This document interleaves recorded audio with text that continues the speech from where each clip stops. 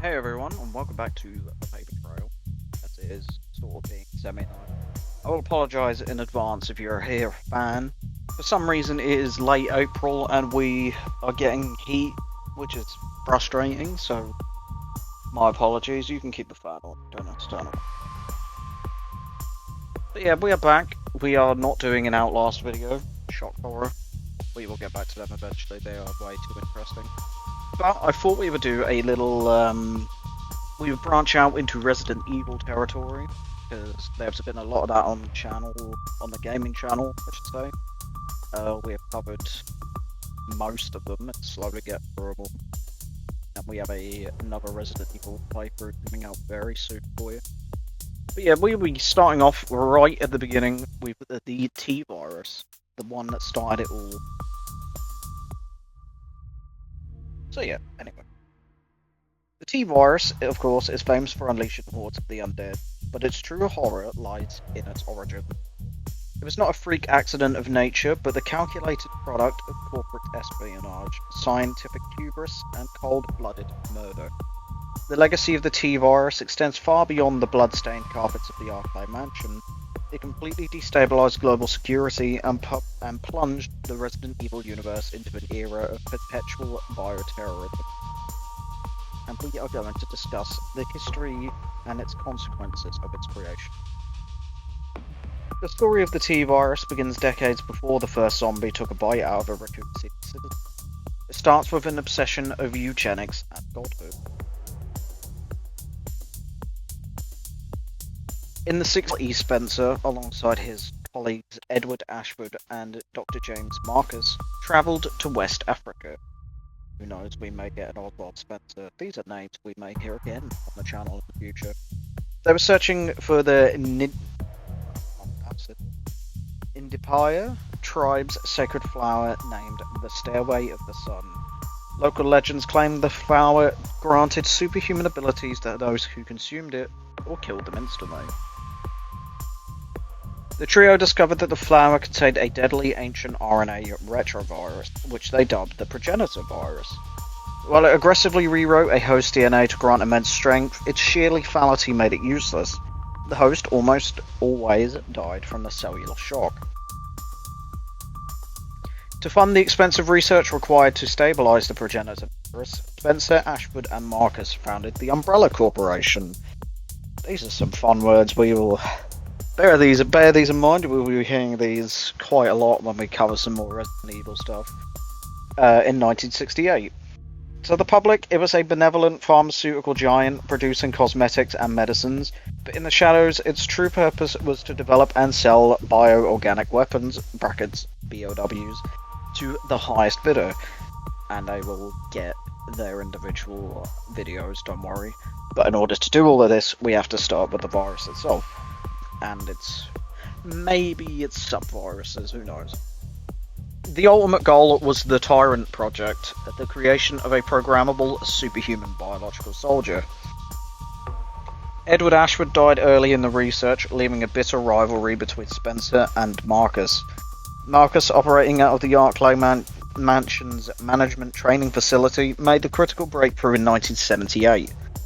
By splicing the progenitor virus with the DNA of a mutated leech, he created a strain that caused manageable, continuous genetic mutation rather than instant death, which he dubbed the Tyrant virus, or T-Virus.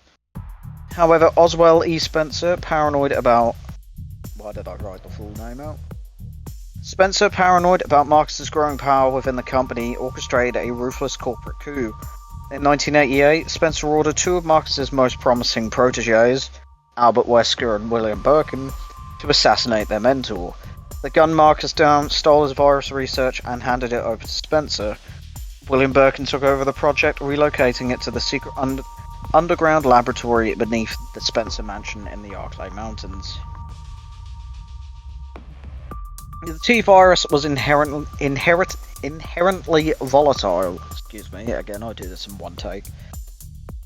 Umbrella's attempt to contain their experiments within the Arcade Mountains inevitably failed, leading to consequences that shattered the illusion of their corporate legitimacy. A resurrected, mutated James Marcus orchestrated a sabotage of the Arclay laboratories in revenge against Spencer. The T-virus leaked into the mansion and the surrounding forest, which led to the deaths of the research staff, turning them into zombies, and the escape of infected animals such as the Cerberus dogs into the woods. The subsequent intervention and survival of the STARS Alpha and Bravo teams exposed Umbrella's illicit activities to a select few, though the corporation successfully covered it up initially. The true consequence of Umbrella's hubris manifested a few months later. William Birkin, attempting to defect to the military with his new G-virus, was gunned down by Umbrella Security Service operatives in the sewers beneath Raccoon City. During the firefight, vials of the T-virus were smashed. Again, we will cover... There's layers to this shit that I will get through eventually. Infected rats carried the virus into the city's water supply, and within a week, the midwestern city of Raccoon City, with an approximate population of 100,000, suffered a total systemic collapse. The virus's extreme infection rate turned the vast majority of the populace into the Walking Dead. Roll credits. No, I'm kidding. While unleashed BOWs like the Nemesis stalked the ruins. Realizing that containment was impossible and that the infection threatened to spread nationwide, the US government enacted a devastating protocol, and on October 1st, 1998, an experimental thermobaric missile, or just a nuke, give it its normal name, evaporated Raccoon City and wiped it completely off of the map. The destruction of Raccoon City was the catalyst for the massive shift in the global balance of power. The T-virus ceased to be an Umbrella secret and became a worldwide plague. The undeniable proof of Umbrella's involvement in the Raccoon City... Don't you bite me, Tiny. Sorry, I have a cat in here. I was just petting you, bitch.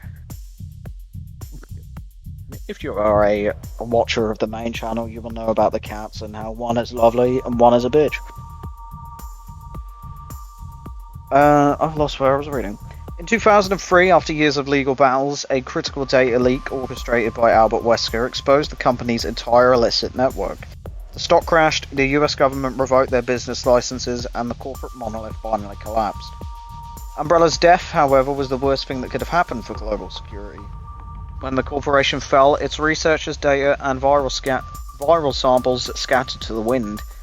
The T-virus found its way onto the black market, sold to rogue nations, warlords, and terrorist organizations. BOWs became the new, terrifying standard for asymmetrical warfare.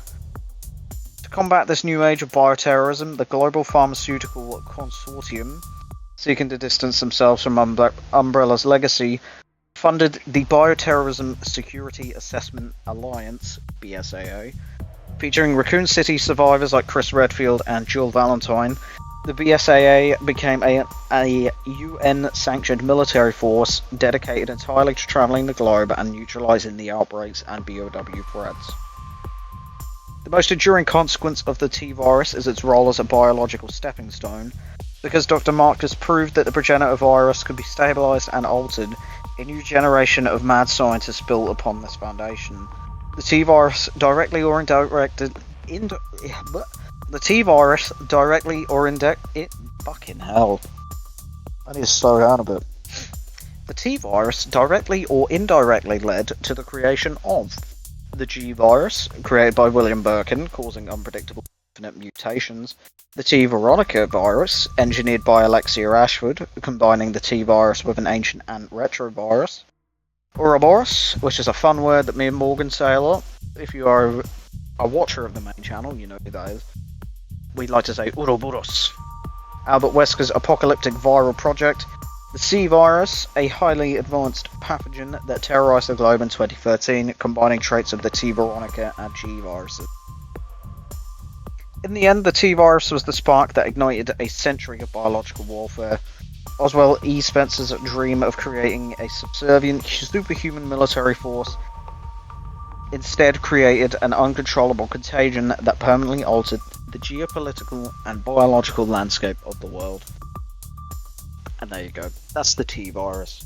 Something to start you off before we go off the deep end with all the weird and wacky shit that happens. And has happened because of it.